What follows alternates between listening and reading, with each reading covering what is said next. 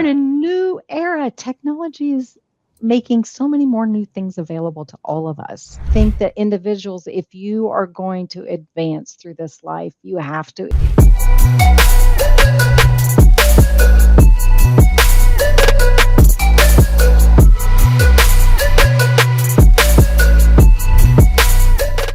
Market Moves with Mark and Jeff. Excited today, we're going to be talking with the president of the Appraisal Foundation, Kelly Davids, sharing her perspective and really a more in-depth perspective on how PAREA initially got started, where it's gone, even kind of a fun turn talking a little bit about practicum, which is a third avenue to getting experience to become an appraiser. So glad you're with us. Tune in to listen to Kelly's perspective. We've got a little bit of a running challenge between the two of us to see who can get the most impressive guests, and I've just notched another one under my belt, Mark. So no pressure, but the ball's back in your court. But we're very excited to have Kelly Davids joining us, the president of the Appraisal Foundation. So we'll bring her in. And Kelly, thank you for being with us today. Thank you so much, Jeff and Mark. It's great to be here.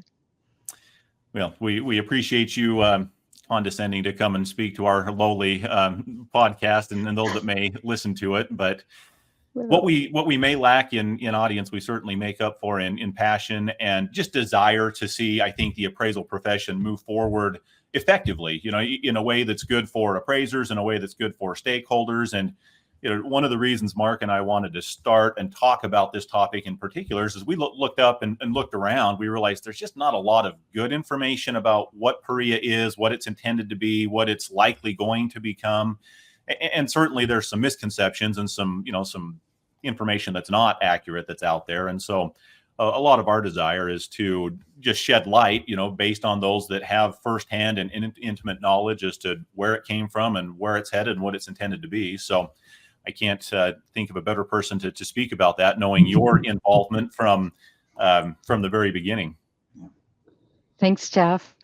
Well, let me first start out by saying thank you so much for encouraging people to consider this wonderful profession as a career. I am not an appraiser, but wow, I absolutely admire those who are appraisal professionals. They really make me want to do my best for this profession every single day.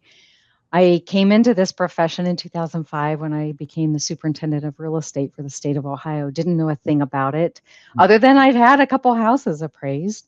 But other than that, really didn't know the intricacies of the profession. And through that learning, really became enamored with the men and women who make up the ranks of the appraisal profession.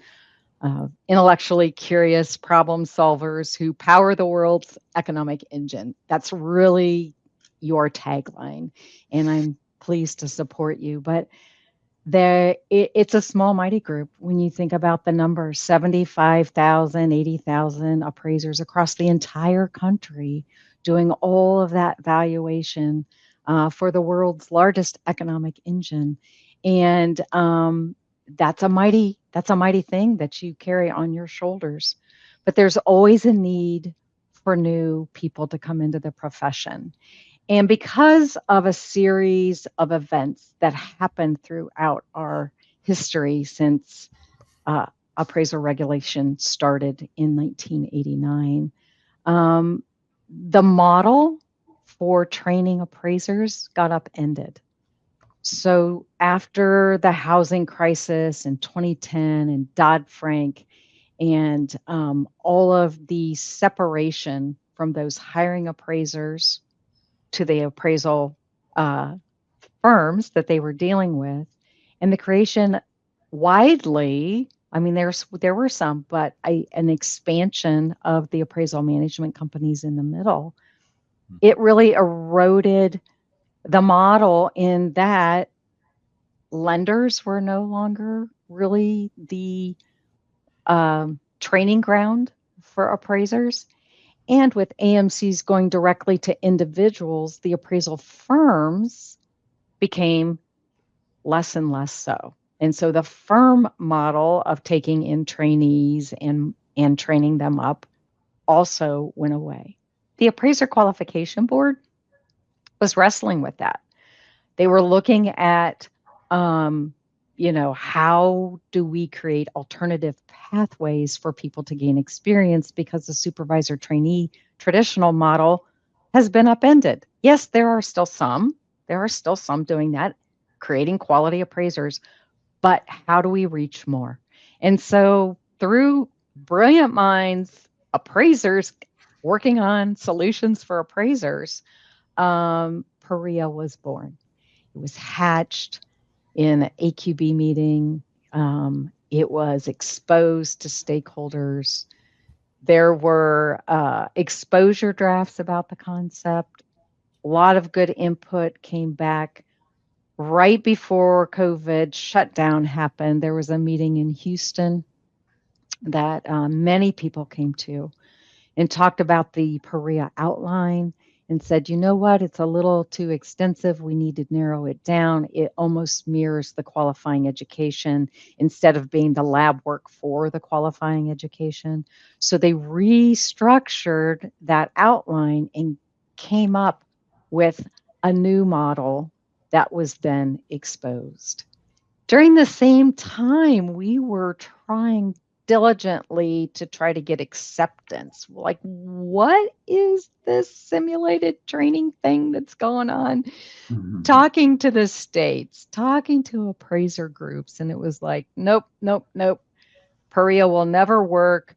I have to watch my trainees when they go into a house and can deal with the gag reflex from the cat smells in a house. I mean, those were legitimate concerns that appraisers had. Yeah. Or I have to be able to know that my trainee can drive down to the courthouse and pull the cards. Legitimate concerns that appraisers had. But through it and through the evolution, acceptance started to grow. Right. And it got to the point as the AQB was getting down to the final stages and getting down to the final input of what this thing is going to look like. I mean, we had even done, here's an example of what it might be to measure a house using those goggles things, right? And John Brennan was then our vice president of appraisal issues, and he was up on a stage trying not to fall off as he was measuring a house. It was quite the thing. It was a good learning tool for us because we realized you don't want those Oculus glasses. You don't, because you have to have a high-powered computer. It's too expensive, et cetera, et cetera. So all of this was learning and relearning and reiterating and working with the marketplace that came to the end of 2020 when the AQB was about ready to pull the trigger. And then it was like, well, is the foundation going to build a model that licensed out to people?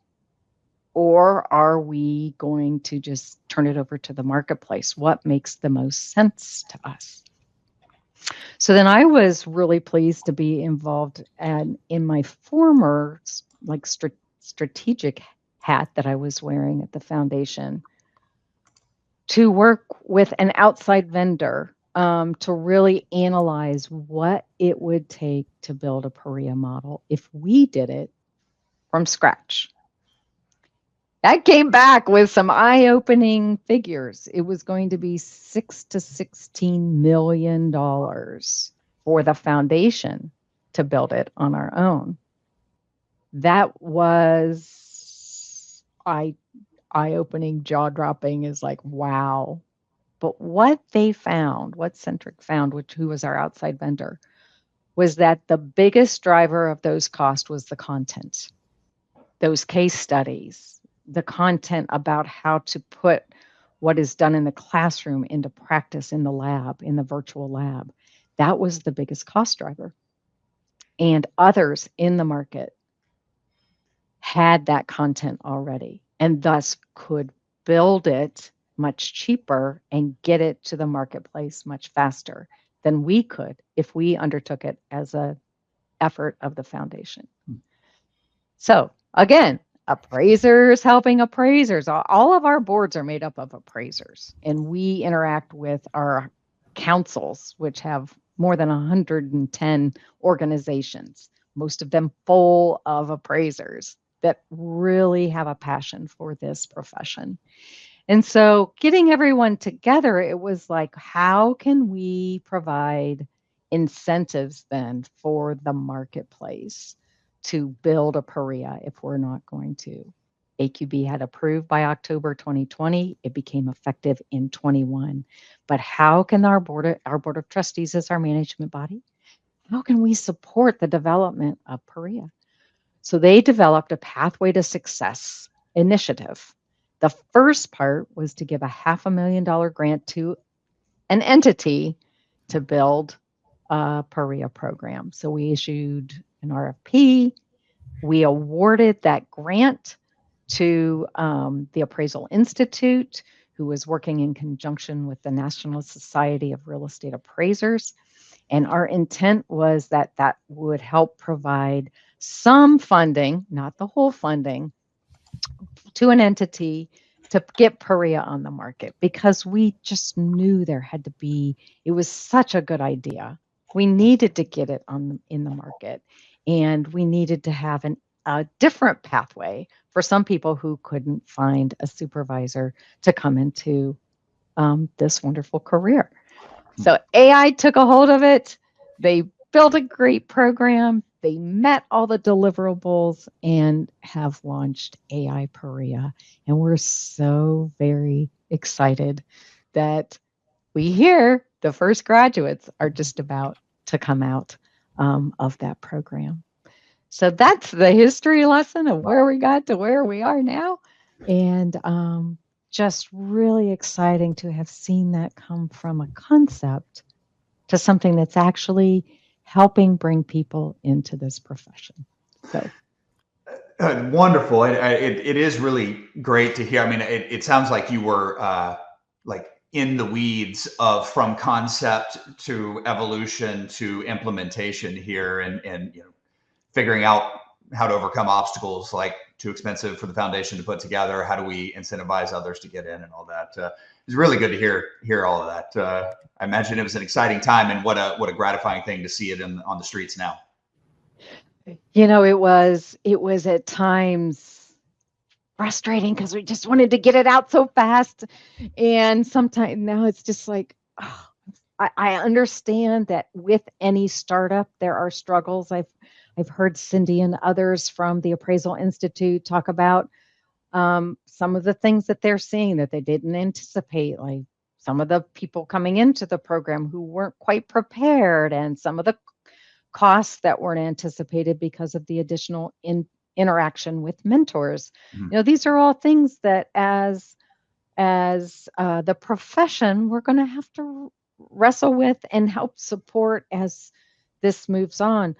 And the institute, so pleased, even with the downturn in the market and some vendors deciding that had announced that they were going to do a Mhm. PAREA program, backing out now because of the reduction in their revenue stream.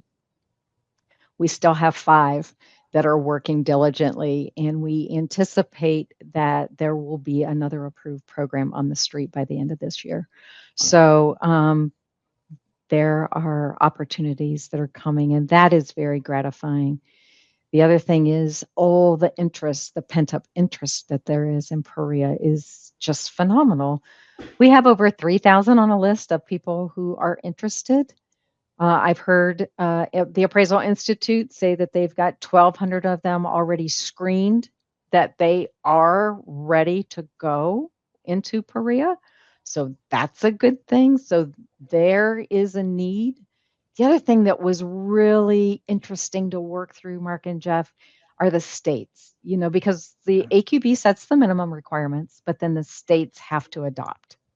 They did not have to adopt PAREA. But I'm so pleased that 48 of the states have already fully adopted PAREA, plus the District of Columbia.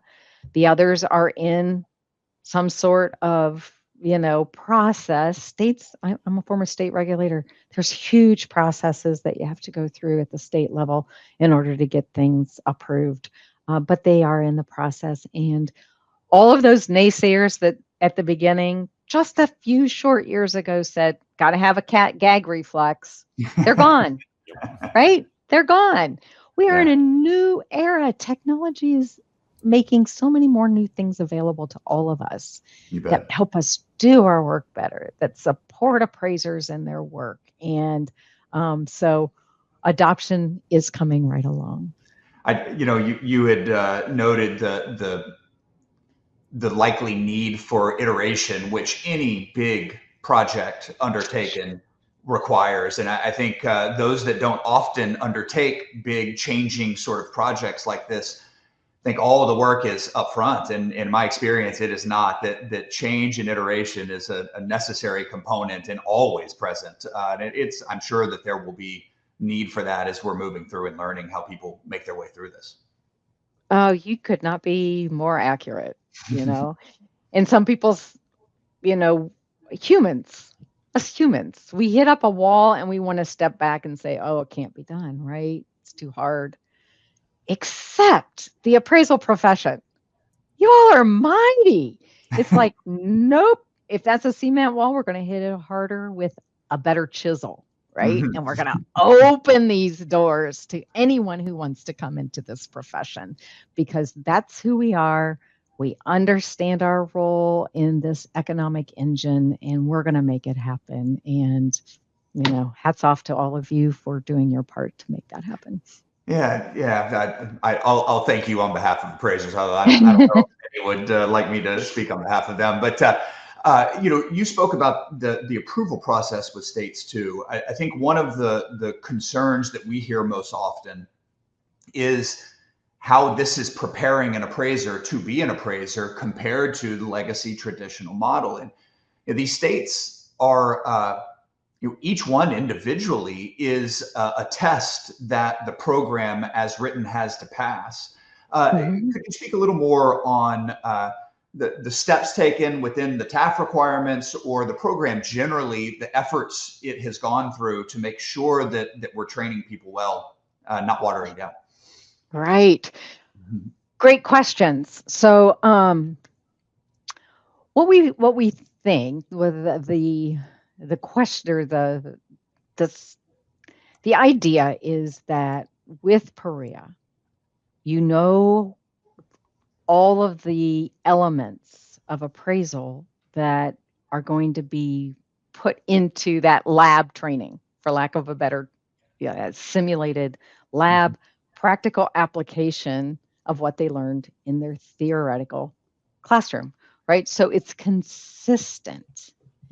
When you have a supervisor, most often you're going to do their book of business, right? It may be narrow. 100% of their business might be in a couple subdivisions, right? So how does that prepare a future appraiser who is going to do something different in a non-homogeneous area, or moves into a rural area? How does that prepare them for the full breadth of what appraisal can cover? With PAREA, you can have that. It's consistent, right? It is comprehensive. It is more fully developed, probably. We don't know how these individuals are going to go through their exam. They still have to pass that exam, right? They still have to practice. But our assumption is that because of a wider breadth of training and experience and a more consistent training experience, they're going to do very well. That's our theory. We'll see it we'll see how it happens, right? But honestly, your training experience in a supervisor trainee module is only as good as your trainer, right? And there are some limits to it. Some have had fabulous trainers. I bet Jeff was trained by his dad, and I bet it was really tough, because I don't think Craig would have taken it easy on you, and he would have given you a good full experience. But that's not what everybody has. It's not what everybody has. So I'm thinking that this could actually benefit the profession in a way that it hasn't been able to take advantage of some of these things in the past. Yeah, it's such a good perspective, Kelly, and I can affirm for the record, yes, my dad did into the ringer. But you make a really good point that I was fortunate to, I mean, I literally sat, like, we got this little makeshift desk, and I sat in the corner of his office, and I turned around and bugged him like every single day. Where does this come from? And why do we do this? And how do I find this piece of information or whatever? But he also had a commercial appraiser that I did stuff with as well. And so he had a good, well-rounded perspective and exposure to a lot of information. And to your point, not everybody has that luxury. I wish every appraiser could have multiple supervisors that had a wide range of experience, whether residential, commercial, subdivisions, rural. I mean, the more broad the perspective, the more it just forces you to think, well, wait a minute, how do I tackle this thing? In fact, I just this morning or last night, I got a message from one of our appraisers saying, hey, I've got this weird duplex where the room count doesn't match anything else that's sold in the market. What do I do with this thing? And fortunately, he's got perspective from others that can share, well, here are a few things to think about in, tackling that or taking it on. But what you've observed is exactly what we've seen. And I've in previous episodes, I've talked a little bit about this, but I chaired our appraiser board in our state when PAREA was presented. And it was, I think, a healthy and I think a robust conversation. But, we wrestled with, okay, we want to have this program approved. What is it? And what does it look like? And what's the content of this thing that hadn't been built yet? And it was truly a chicken and egg scenario. But as we had, I think, an honest discussion, within our board, we realized exactly what you'd said, that not all trainers are created equal. And the majority, I think, have honest appraisers that are honest supervisors and want and try to do a good job. And even if you check all those boxes, if your practice is very narrowly focused, that may be all you're exposed to, which is okay. But then it's incumbent on you to then gain the competence to take on, assignments in a new geography and a different property type or anything that fits within your licensing. That requirement's always there for us. But PAREA at least allows for us to be a little bit more intentional in exposing people to case studies that aren't all just, a very narrowly defined property type in a very narrowly defined geography. Yeah. So true. You're speaking our language. I know your background, working with the state is, aligns with what my experience has been. It's been a great experience, seeing how that's evolved and how that's come about.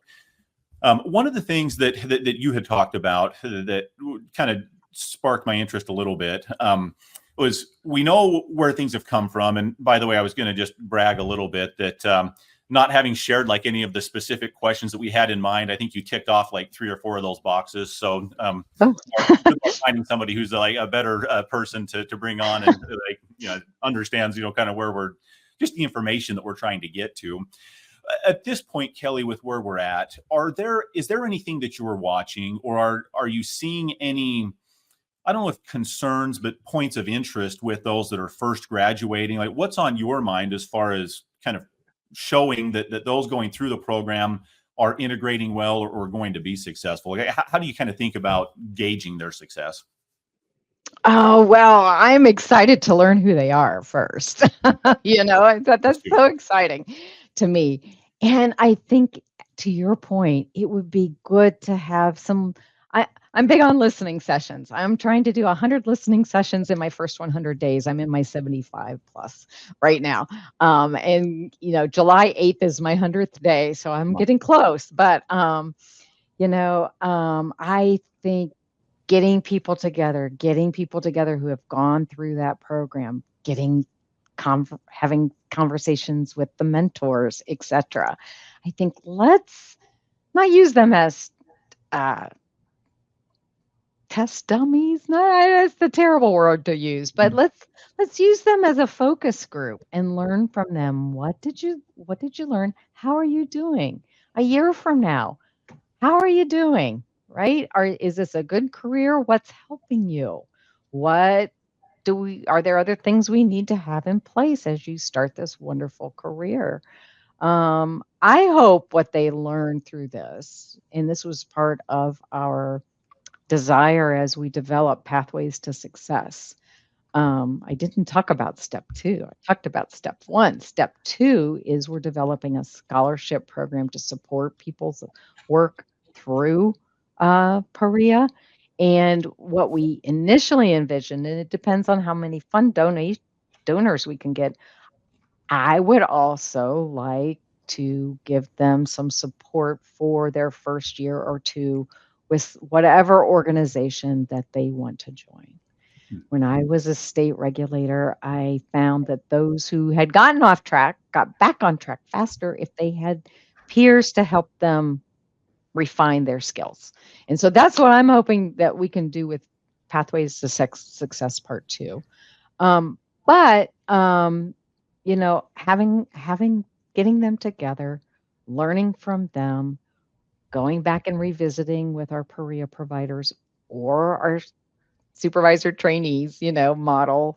Like how can we continually evolve to be better? But it'll be an interesting thing to gauge their success. The ultimate success is that they are a successful professional appraiser doing good work. Well, tune in here, Kelly, on the in the next couple episodes. We're hoping to interview the couple of graduates. Hot off the press. I don't know if it's hot off the press or not, but I think we have 2 graduates and 5 more in the final sequence. So we're hoping to interview some of those folks and get their experience and learn. I'm listening. You already hooked me. I'm hooked. Good work, Mark. Yeah. Let me just kind of close the loop on that, Kelly. I love the perspective or the approach of let's understand what's gone well, what's going well as they come out of the program and are into the real world. It reminded me as you were talking of listening to somebody who had sold their business to another company. And they said the most valuable thing they did in the whole process was what they called the postmortem, or like they went back and said, how was this acquisition process? What went well? What did you do that was helpful? And what didn't go so well? Or what would you do differently next time? And I think that approach to, and I think the implied humility that, hey, this probably isn't a finished product yet. What can be done better? What learning can we put back into the system so that it evolves and progresses over time? I'm excited to see. I think that's the right approach on a new program like this. Thank you. Yeah, you don't know what you don't know, right? And how can you learn unless you're continuous loop learning, going back in and understanding those who have really had the experience. I can read about their experience. I can admire their experience. I can't know their experience without talking to them. Amen. So as I have been watching hearings, these bias hearings, as I think generally that's the forum with which I hear the discussion. PAREA ultimately is put forward as one effort of many to address diversity in the industry, for sure, amongst the appraiser population. And to share my opinion, the cost comes up in that. And my opinion is that the cost of PAREA, it's an annuity for a career, right? Is what a license ends up being, and that is extremely valuable. And I had seen a lot in those hearings of kind of suggesting even that costs as they sit right now, which I think are very low, were not low enough. And so I just wanted to put that out there, and share what my view, and hear from you maybe what you think on that, or maybe what consultant. I don't know. I'm sure you've looked at this quite a bit. Oh, well, I've thought about it, and everybody has their own perspectives. I mean, and some people really feel that any education should be free education because it just helps us as a society. I'm a lifelong learner. I went back and got my bachelor's degree 20 years out of high school and my master's degree when I turned 50. And they were expensive, but I wanted to invest in myself. And that investment has given me opportunities that I wouldn't have otherwise had. I look at that same thing, not that everybody has my experience, everybody has their own experience, right? But I look at that as a learning for me and my husband and I had together, we were making $8 an hour when we were first married together. So we really had to work hard at developing ourselves through our lives. 43 years later, we're still going strong and still learning and still investing. And I think that individuals, if you are going to advance through this life, you have to invest in yourself.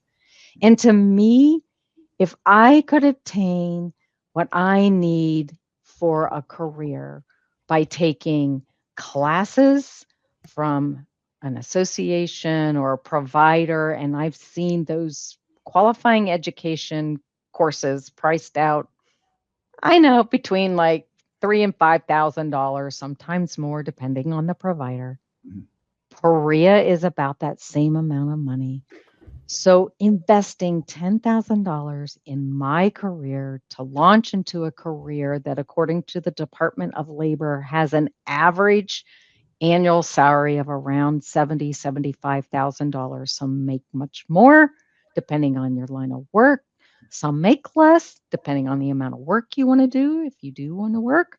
It gives the flexibility to have a career as a professional. And to me, that's not a barrier. It's an investment. Everybody should invest in themselves. I understand that to some people, maybe that is a barrier. And we need to provide opportunities to those who don't have opportunities and who are willing to do the work and take on and really have the passion for this profession. Sure, how can we help you get into this profession? But to me, I'm with you, Mark. I don't understand that argument. I don't understand that argument because I had to invest quite a bit in myself. But I just made it a priority because I knew just for my own self-learning, whether it led to something more or not. It was a good investment. It made me a better human, I think. I think it made me a better human. It helped me understand more about how other people think and react and do things and gave me perspectives that I wouldn't have had. So I don't want people to have that thought that this is a barrier because to me it's not. To me it's not. It's an opportunity for advancement. You bet. Yeah, I'm sorry. Go ahead. Think of what a great career this is. I mean, you get to use the best technology. You make a decent living. You can be an entrepreneur if you want. You can work for a large firm if you want. You can, you use your mind in a great way. You give your opinions that people can take to the bank, right? The bankers rely on your knowledge to help them analyze their risk in giving out loans in one case. It might provide them the information they need to solve a complex litigation case. I can use my mind to value estate in personal property or businesses. There's so many opportunities that this profession can give you, and the entrance fee is minimal especially compared to other professions. My husband wanted to become a bicycle, just as a side hobby. Becoming a certified bicycle repairman was $2,500, Right. So I mean, comparatively, it's a great investment in a career. You bet. Yeah, I think PAREA is making the profession accessible to far more people than it did, and cost is not a matter of inaccessibility. The funds to pay for the class is just like college or Right. any other comparable avenue. We need to make funds for paying for the education that are repaid over time, student loan type things. That to me is the accessibility that needs to be provided. Yeah, we'll work on that. Well, and it's fun to see. I don't know that it's prevalent yet, and I don't have a comprehensive source, but there are some financial aids available to those that want to come in, to PAREA specifically.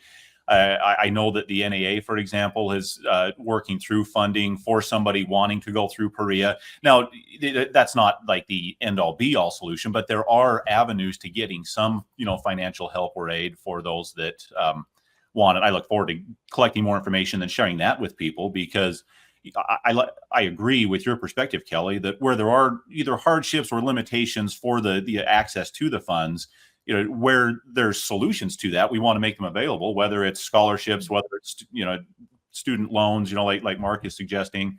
The cost has to be borne somewhere. And so we certainly don't want it to, be a financial burden for the organizations providing the program, but it just has to, all work out. But I think those funding sources, as this program evolves and matures, will start to become more available.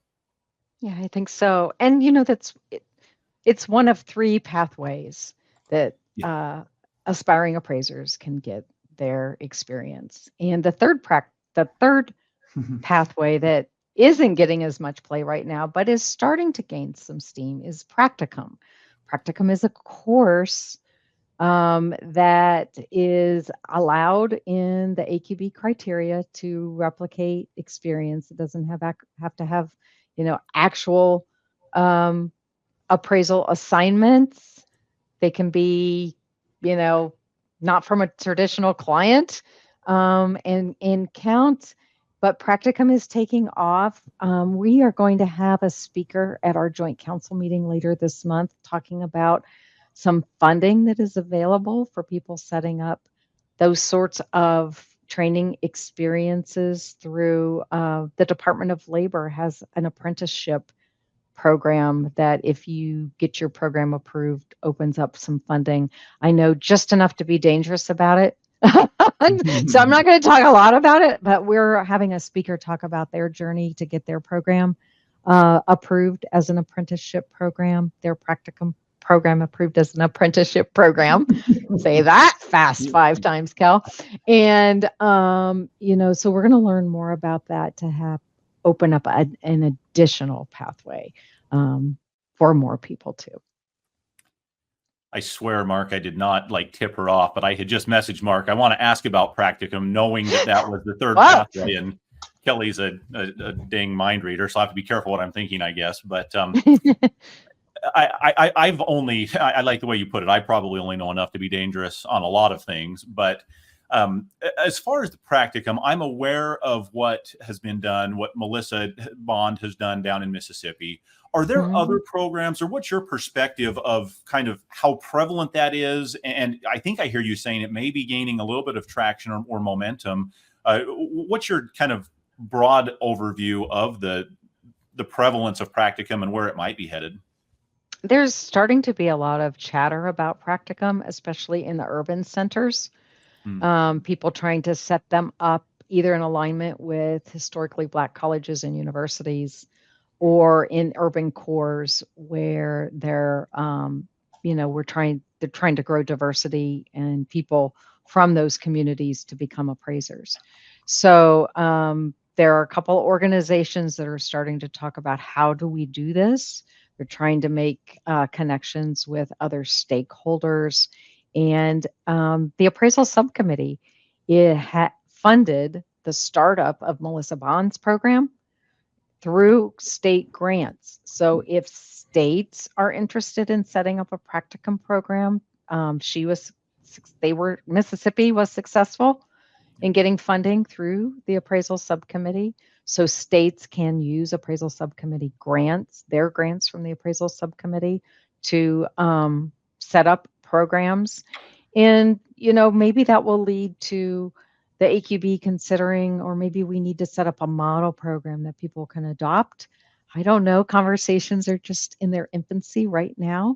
But I think practicum as a third pathway will be helpful as well, because honestly, we have 75,000, 80,000 appraisers. I think our peak was 125,000 before the big housing crash in 2007, 2008. But there's a need. It's a great second career for people. So our age range tends to be older. But how do you get there? And how many multiple paths can we have for people to get there? Do you do classroom education? Do you do online education? Do you do supervisor experience training? Do you do simulated training through PAREA? Is there another model practicum like Melissa Bond, who had people getting up at 5 a.m. to do their work every day? So, the opportunities, I think, are multiple. and we need to figure out how to set up whatever needs to be set up so that all of them work. That makes sense.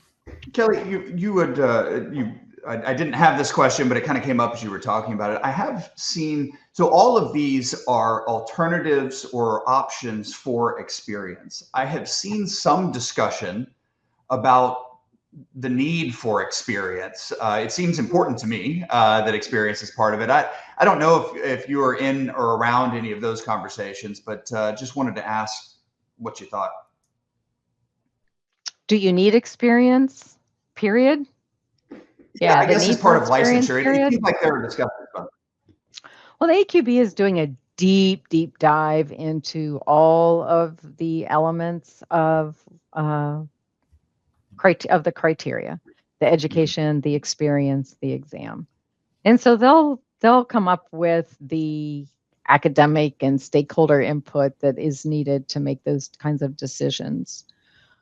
What I can go by as what we have right now, since appraisal really came into being as a profession, experience has been the critical component. Sure, theory is nice, but how do you apply it in the real world, right? And so much so that even governments that require appraisers to do X, Y, or Z, HUD, Department of Interior, others, their experience requirements by law are even higher than what the AQB requires, right? The AQB says that a licensed appraiser is qualified, minimally qualified to do 1 to 4 unit residentials, right? Non-complex residential, not FHA, right? You have to be certified.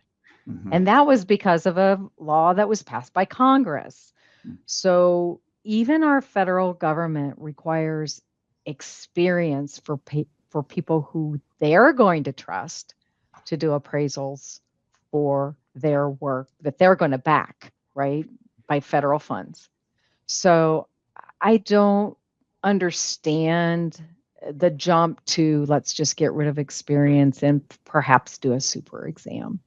But people have their own thought, and they might have some academically sound reason behind that thought. I mean, they point to CPAs, etc. But I can tell you that's such a huge barrier to entry. You know, I've seen people go through those CPA requirements and those 5-part exams, and you only have so many months to get through and pass each of those exams. I've had firsthand experience with an individual who was brilliant and because of life circumstances missed her 5th exam by a month and had to start completely over and take all 5 exams again. So what are we doing in that process? Is that process better than the process that we have now? I'm not convinced. Yeah. I'm not convinced, especially for the nature of what appraisers do. I think what appraisers do is critically important. And once you have that credential, there you go. Help me buy the most expensive thing I'm ever going to purchase in my life. I'm going to trust you. I'm going to trust your opinion. Do I really want to trust that opinion if you've done a lot of academic work and taken an exam and passed? I don't know. I don't know. So those are my thoughts about super exam and getting rid of experience altogether. Well, you speak to that level of trust. It's interesting. I just had somebody referred over to me whose mother potentially, and it looks like probably grossly overpaid for a property because an agent didn't represent her interests well. They didn't get an appraisal done. There just wasn't that level of collaboration or help, from the appraisal community. And so I think you just make a very relevant point that the experience is hard to fully replace, and there might be multiple ways that we can do it, which we've talked about, the 3 pathways that the foundation lays out currently. None of those replace the experience, and none of those replace the qualifying education or the exam that are also key components to getting that credential and moving forward. But it's just, I see people out there, and in the real estate community, the barrier to entry is much lower. In fact, I just had somebody comment to me the other day, man, it takes me 3 weeks to become a real estate agent and years to become a real estate appraiser.